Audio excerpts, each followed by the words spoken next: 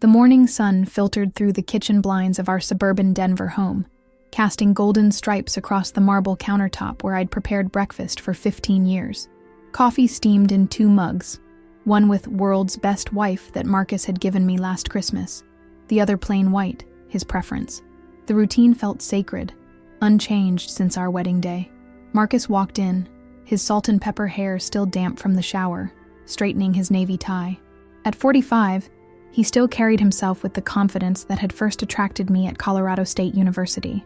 But something in his posture seemed different lately, distant, mechanical. "Sarah," he said, not meeting my eyes as he reached for his coffee. "We need to talk." I set down my mug, the ceramic clinking against marble. 20 years of marriage had taught me to read his tones. This wasn't about forgotten anniversaries or weekend plans. "What is it?" I asked, though my stomach already knew. He cleared his throat, looking past me toward the window that faced our neighbor's perfectly manicured lawn. I need to tell you something. About Lisa and me. Lisa, my cousin. The one who'd moved to Denver 6 months ago after her divorce, staying in our guest room until she got back on her feet. The one I'd welcomed with open arms, cooked for, consoled through her darkest nights. What about Lisa? My voice sounded foreign to my own ears. Marcus finally looked at me, his brown eyes holding something I'd never seen before, guilt mixed with resolve. "We're in love, Sarah. It wasn't planned. It just happened. I'm moving out today."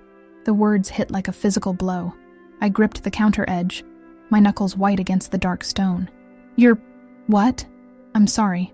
I know this is painful, but I can't pretend anymore. Lisa understands me in ways that don't." I held up my hand, surprised by the steadiness in my voice. "Don't you dare tell me what she understands about you that I don't." He shifted uncomfortably, running his hand through his hair. A gesture I'd found endearing for 2 decades now felt like mockery. "I've already spoken to a lawyer. We'll make this as easy as possible. The house, the business, we'll split everything fairly. Our landscaping business. The one we'd built from nothing, working 18-hour days, bleeding and sweating together to create something meaningful. Now it was just another asset to divide." "Where are you going?" I asked, though I already knew. "Lisa found a place, a duplex on the east side." His voice carried a hint of excitement that made my chest ache. "Sarah, I need you to understand.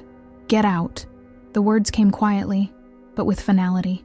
"Take your things and get out." He nodded, perhaps relieved that I wasn't screaming or throwing things. Maybe he'd expected the woman who'd stood by him through his father's death, through the business's near bankruptcy, through his bout with depression, to simply accept this betrayal with grace. "I'll be back for my things this afternoon. Lisa will be with me." Of course she would. I watched him walk away, his footsteps echoing through our home. My home now, I supposed. The front door closed with a soft click that seemed to reverberate through 20 years of shared dreams.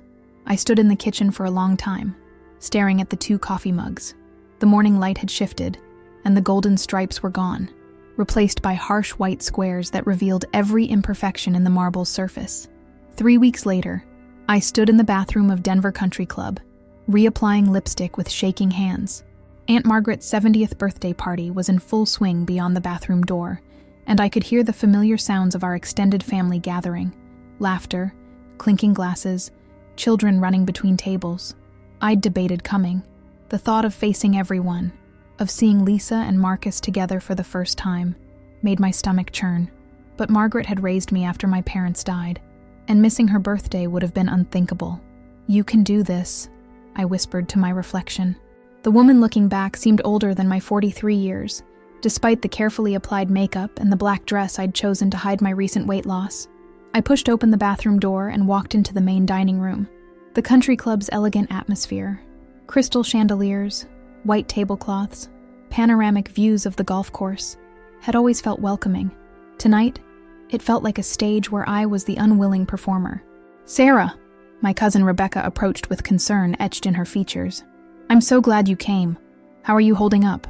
"I'm fine," I replied automatically, the lie I'd perfected over the past month. Rebecca's expression said she didn't believe me, but she squeezed my arm supportively. "You look beautiful. That dress is perfect on you." I scanned the room and found them immediately. Marcus and Lisa at a corner table, his arm around her chair, her hand resting on his thigh. She was wearing a red dress that hugged her curves, her blonde hair styled in loose waves. At 38, she looked radiant in a way that made my chest tight with a mixture of pain and something uncomfortably close to envy. "Sarah, darling," Aunt Margaret approached, her silver hair gleaming under the chandeliers. She pulled me into a warm hug that smelled of White Shoulder's perfume and unconditional love. "I'm so proud of you for coming tonight." "I wouldn't miss it," I said, meaning it. Margaret had been my anchor through every storm. "You're stronger than you know," she whispered in my ear. "Remember that." As the evening progressed, I navigated the social minefield with practiced grace. Conversations would pause when I approached. Eyes would dart between me and Lisa's table, and I could feel the weight of everyone's discomfort.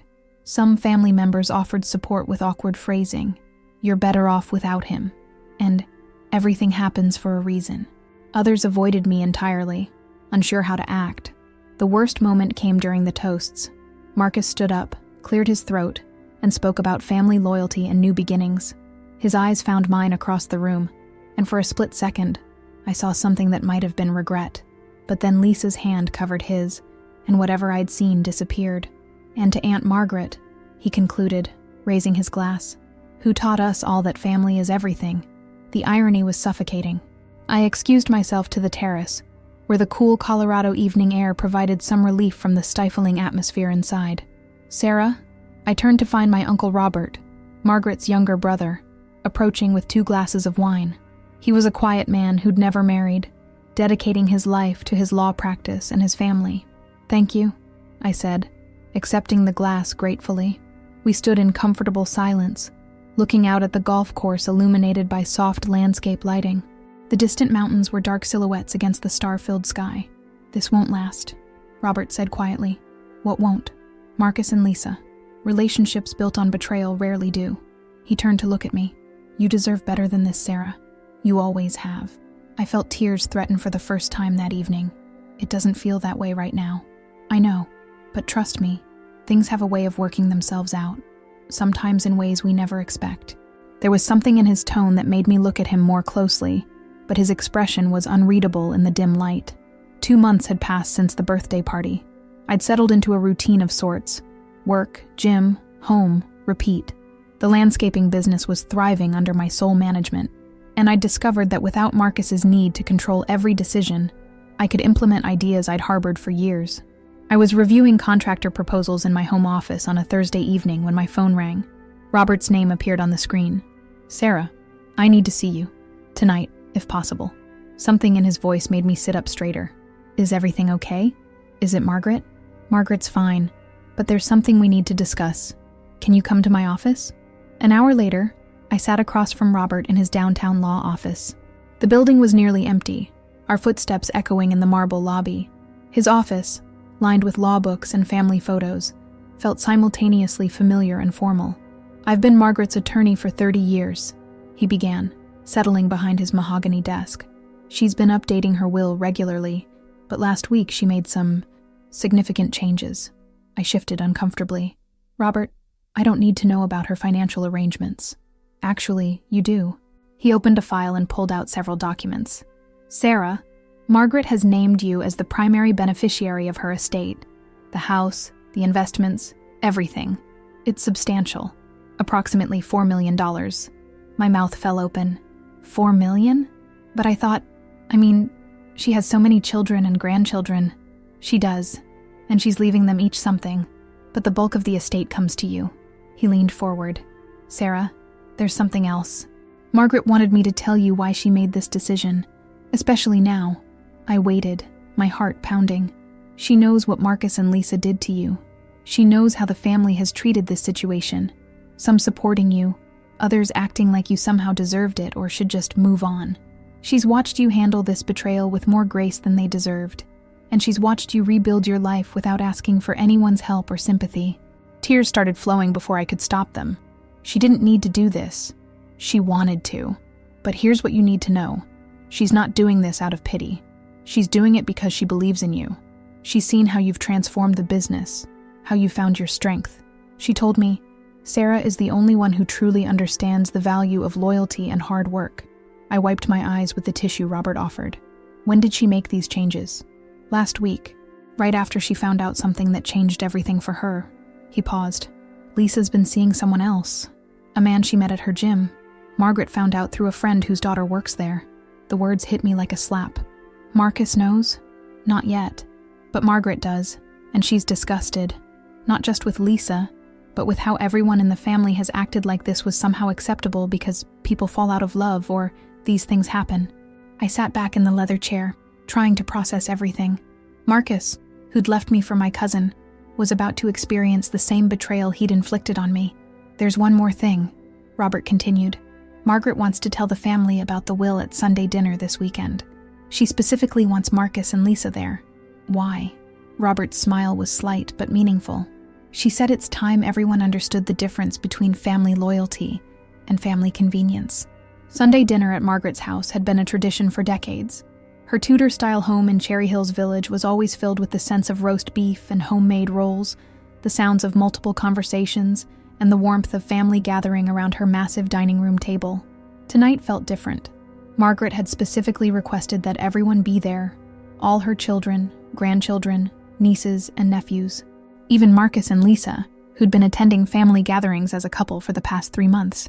I arrived early to help with preparations, finding Margaret in her kitchen, moving with the energy of someone half her age.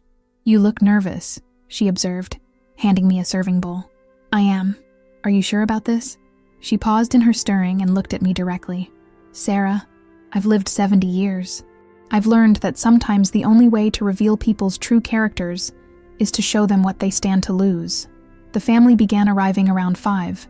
Rebecca and her husband, my cousins David and Jennifer with their children, Uncle Thomas and Aunt Carol.